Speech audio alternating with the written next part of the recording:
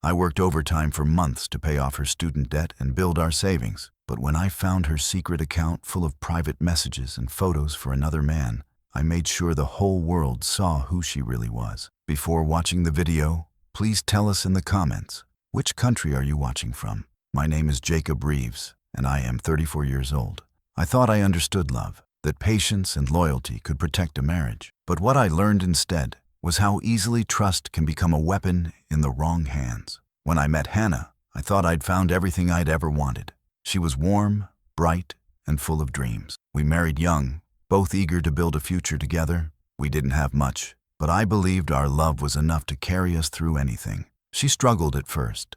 Student loans, career setbacks, small failures that chipped away at her confidence. So I worked extra shifts, took on freelance projects, did whatever it took to keep us afloat. I wanted her to feel safe, supported, free to chase her goals. Every dollar I made went toward our life together. Every sacrifice was for us. For a while, it seemed to work. We'd laugh over takeout dinners, share plans about starting a family, and talk about traveling someday. She always said I was her rock, steady, dependable, the one person she could count on. I wore that title with pride. But something started to change. Slowly at first, she became quieter, distant, distracted. Her phone rarely left her hand, and her smile seemed forced, polite but empty. She brushed it off as work stress. I believed her, because that's what love does. It believes, even when it shouldn't. One night, I woke up to an empty bed. The clock read 2:15 a.m. I found her in the living room, phone in hand, face lit by the glow of the screen. She flinched when she saw me. "Couldn't sleep," she said quickly, locking her phone. I nodded, pretending not to notice how nervous she was. After that night, the distance between us grew. Our conversations became shorter, her affection colder. She avoided eye contact when she spoke to me, and laughter, the one thing that once filled our home, disappeared completely. I tried everything to reconnect. Surprise dinners, long talks, weekend trips, nothing worked. She was present in body, but gone in spirit. One evening, as I handed her the mail, I noticed her hands trembling. A small envelope with a logo I didn't recognize caught my eye. "Just junk," she said too fast, shoving it into her purse. My instincts screamed that something wasn't right. But I kept quiet, not because I was afraid of the truth, but because I wasn't ready to face it. Deep down, though, I already knew. The woman I had loved so fiercely was hiding something, something that would soon shatter the world I'd built for her. And when that truth finally came out, it wouldn't stay hidden for long. The night started, feeling longer, quieter, heavier. I used to fall asleep to the sound of her breathing beside me, soft and steady, like safety. But now, I'd lie awake listening to something else, the faint buzz of her phone lighting up at 1 a.m. At first, I told myself it was harmless. Maybe her coworkers were finishing a project. Maybe it was her best friend venting late again. But the longer it went on, the harder it became to lie to myself. Those vibrations weren't random. They were rhythmic, consistent, almost like a secret language between her and someone else. One night, curiosity won over denial. I pretended to be asleep. I could feel her body shift beside me, careful not to wake me. She reached for her phone under the covers, the glow of the screen faintly reflecting on the wall. I kept my breathing slow, and even as I heard her typing, small bursts of laughter under her breath. My chest tightened. It was the sound of happiness, but not the kind that came from me. The next morning, I asked casually, "Rough night? I heard your phone buzzing." She didn't even flinch. "Oh, that? Just work messages. New client in another time zone." Her voice was smooth, too smooth. Years of trust made it easy for her to lie, and for me to pretend to believe it. Over the next week, the distance grew louder. She'd turn her phone face down, always locked. If I walked into the room, she'd swipe the screen closed. Her laughter became secret, something I could hear but never share. And the woman who once fell asleep in my arms now drifted off facing the other way, her back a wall between us. One Saturday morning, she got a call while showering. Her phone buzzed nonstop on the nightstand. The name flashing on the screen made my stomach drop. Travis M. I didn't know a Travis, and from the way her phone vibrated again seconds later, I knew this wasn't about work.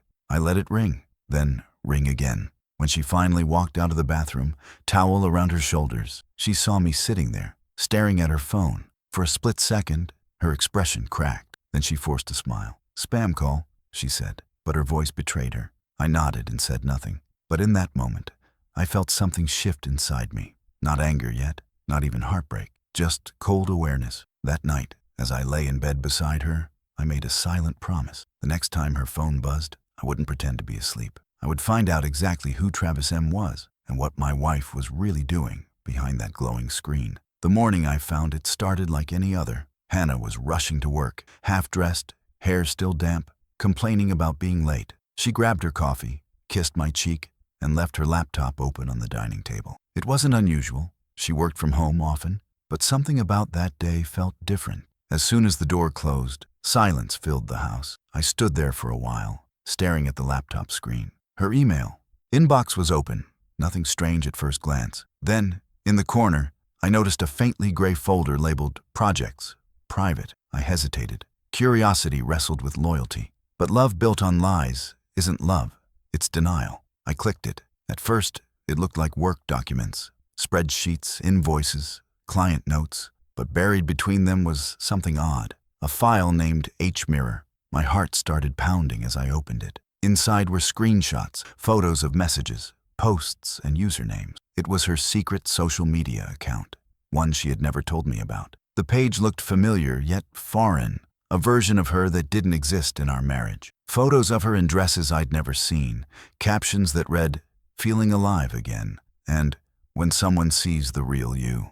Each post had likes and comments from one name more than any other, Travis M. I scrolled further, my stomach sinking. There were messages between them. At first, harmless, jokes, compliments, friendly banter. But as the days passed, they turned personal. "You make me forget I'm married," she'd written. He replied, "Maybe that's a good thing." I read every line, feeling my pulse thudding in my ears. My hands shook as I opened another file. Photos? Dozens of them. Her selfies, flirty pictures, private moments I was never meant to see. Not indecent, but intimate enough to tell the story. Enough to know she wasn't just emotionally unfaithful. She was building a life behind a screen, one that didn't include me. I sat there for hours, frozen, scrolling through every lie, every smile that wasn't real. It wasn't just betrayal, it was performance. She'd built an online version of herself and left me married to a ghost. When she came home that evening, she found me sitting in the same spot, staring at the laptop. Her expression froze. "You went through my stuff?" she asked, her voice sharp,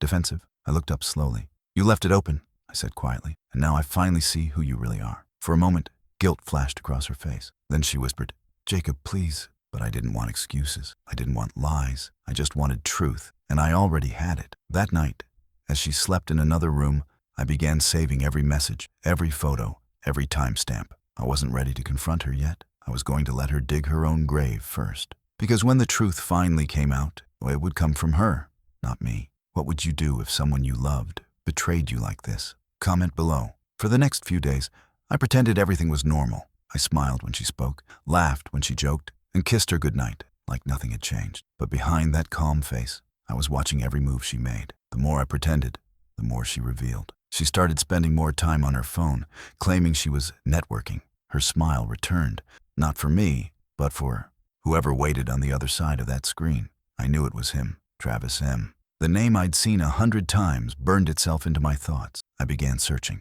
His name, his face, his life. It didn't take long to find him. A co-worker from another branch of her company. Average-looking, broke, unmarried. His social media was filled with motivational quotes and cheap selfies, the kind of man she would have once laughed about. And yet, she risked everything for him. Their messages grew bolder. Late-night texts, private jokes, inside references about me. I saw it all. "He's too nice," she wrote in one message. "He trusts me too much." That line hit harder than any confession could, because she was right. I had trusted her completely, and she had weaponized that trust. One night, I watched as she sat on the couch, phone in hand, grinning at her screen. I asked casually, "Who are you talking to?" She didn't even look up. "Just work friends," she said. Her fingers kept moving. Her laughter soft, easy, happy, not the kind of laughter we shared anymore. After she went to bed, I checked her laptop again. Her hidden account was still logged in. Their chat continued long after she fell asleep. I scrolled through their conversation, each message cutting deeper. "Wish I was with you right now," he wrote. "You have no idea how much I need you." Her reply came seconds later. "If only you knew how trapped I feel here." Trapped. That's what she called our marriage. The home we built, the life I worked for, a prison to her. I sat there in the dark, reading until the words blurred. Anger pulsed through me, not just because she cheated, but because she mocked the very love I'd given her. She didn't just betray me, She disrespected everything we'd built. Still, I didn't confront her.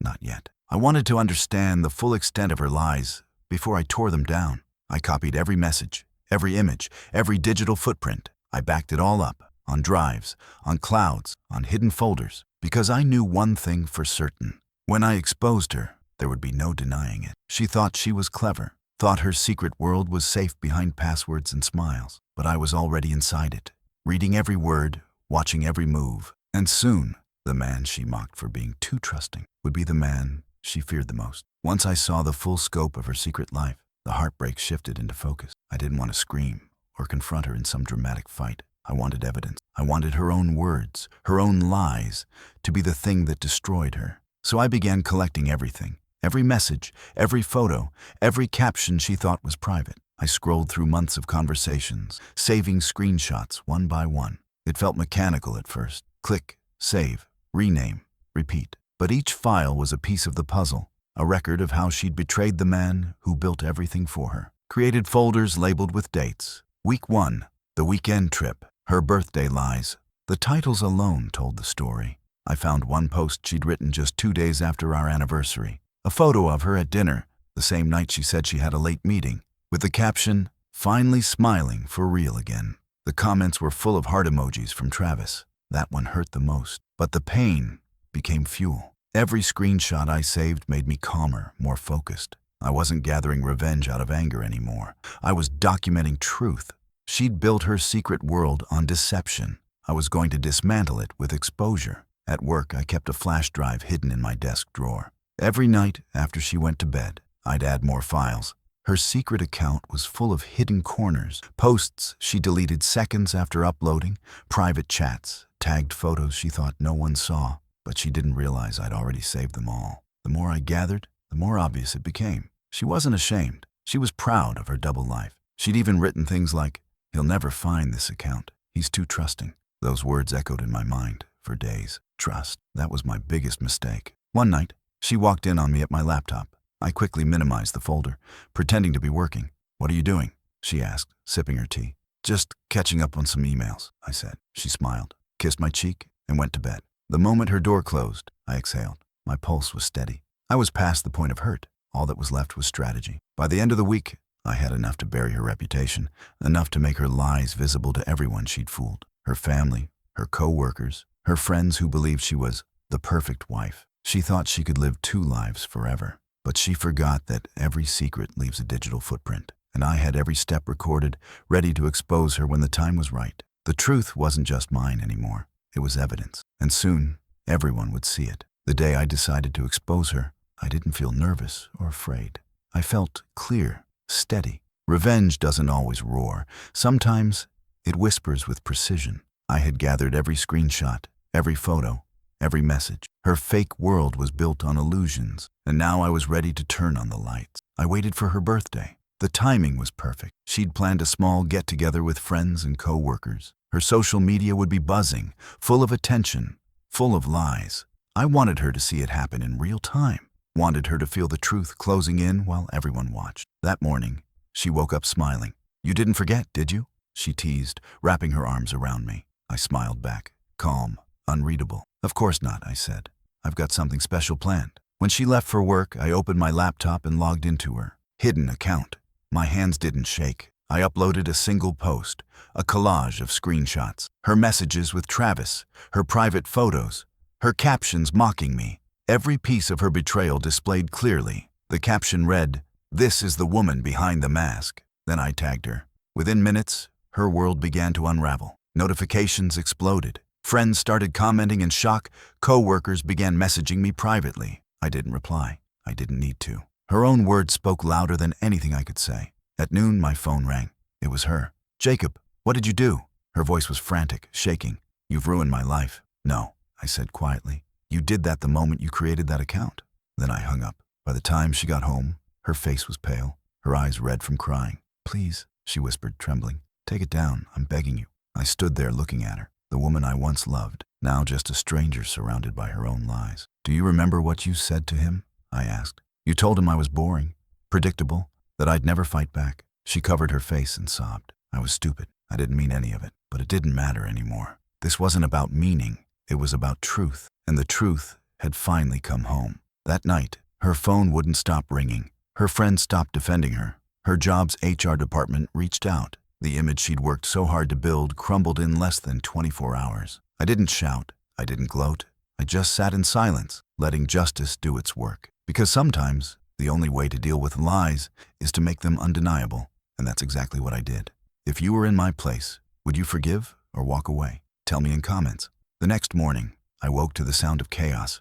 My phone buzzed nonstop. Messages, missed calls, notifications flooding in. Her post had spread everywhere. Screenshots shared, reposted, discussed. The internet had done what it always does. It turned truth into wildfire. Hannah's world collapsed overnight. Her friends unfollowed her, her family stopped answering her calls, and her co-workers started whispering behind closed doors. She'd built a reputation as the sweet, dependable woman, the one people admired. Now, that image was ashes. She tried to spin the story, claiming her account was hacked. But the timestamps, the photos, the way her words matched her real-life schedule, it was all too perfect, too damning. You can't fake that level of detail. The truth had fingerprints only she could leave behind. When she came home that evening, she was barely standing, her makeup smeared, eyes swollen, voice trembling. "You ruined me," she said, her voice breaking. I didn't move. "No," I replied quietly. "You ruined yourself. I just handed you the mirror." She sank onto the couch, sobbing uncontrollably. "Please, Jacob, please take it down. I can't breathe. Everyone's seen it. My boss, my mother." I looked at her, not with anger, but finality. "Now you know how it feels?" I said softly. "When I saw your messages, when I read your words, I couldn't breathe either." She stared at me, broken, speechless. For the first time, the woman who always had an excuse had none left. Over the next few days, her life fell apart completely. Her company suspended her, pending review of professional misconduct. Travis deleted all his accounts, vanished like a coward. The same man she threw everything away for wouldn't even answer her calls. I watched her unravel in silence. She begged, she cried, she blamed stress, loneliness, even me. But I didn't respond. The truth was no longer my burden, it was hers. And while she fell apart, I started to heal. The bitterness that had poisoned me began to fade. I spent evenings walking in the park, rediscovering what peace felt like. I'd lost years trying to make someone happy who never wanted to be honest. Now, I was finally learning that peace doesn't come from revenge. It comes from release. But release doesn't mean forgiveness. It means knowing when something is truly over. One evening, she knocked on my door one last time. Her voice was small. "I'm leaving town," she said. "There's nothing left for me here." I nodded. "Good," I replied. "You should go find what you were looking for. It's not here." As she walked away, she didn't look back. Neither did I. For the first time in years, the silence between us didn't hurt. It felt clean. Justice had already spoken, through her own words, her own actions, her own downfall. And I was finally free. Months passed after Hannah left. The house that once echoed with tension finally felt still. No more late-night arguments, no more lies whispered behind glowing screens. Just quiet, the kind that heals instead of hides. For the first time in years, I felt like I could breathe again. I poured myself into work. The hours flew by easier when I wasn't waiting for her messages or watching her pretend to care. My co-workers noticed the change. "You look lighter," one of them said. I smiled. "Yeah," I replied. "I guess I finally stopped carrying someone else's guilt." Every trace of her was gone. Her photos, her clothes, even the smell of her perfume that used to linger in the hall. At first, I missed the familiarity, but soon I realized I didn't miss her. I missed the man I used to be before she broke him, and slowly, that man started to come back. Then one afternoon, I got an email. No subject line, just her name, Hannah Reeves. Against my better judgment, I opened it. "Jacob, I don't expect forgiveness. I just wanted to say I'm sorry. I've lost everything. My job, my family, even my friends. You were the best person I ever had, and I destroyed it. I hope one day you can remember me without hate." I stared at the screen for a long time. There was no anger left, no urge to reply, just a quiet realization. She wasn't my problem anymore. She had chosen her path, and I had finally walked off mine. I deleted the email, emptied the trash, and felt no regret. A week later, I ran into one of her old co-workers at a cafe. "Heard about Hannah," she said. "She's living out of state now. Keeps to herself. Never talks about what happened." I nodded. That sounds about right. There was no satisfaction in knowing she'd fallen so far, just closure. Because revenge doesn't heal you. The truth does. And I had already faced mine. That night, I sat on the balcony, watching the city lights flicker like distant memories. The air was cool, the sky quiet. I thought about everything. The love, the betrayal, the storm that nearly destroyed me. And I realized something powerful. I didn't need to win anymore. She had built her lies in secret. I had built my peace in daylight. And that was the real victory. I raised my glass to the night and whispered, "To the truth, the only thing worth keeping." Then I smiled, not for her, not for revenge, but for myself, because I had survived her. And that was it. This is how my wife betrayed me. Should I forgive or move on? Tell me in comments. If this story made you feel something real, don't forget to like, share, and subscribe, because sometimes the truth hurts, but it also sets you free.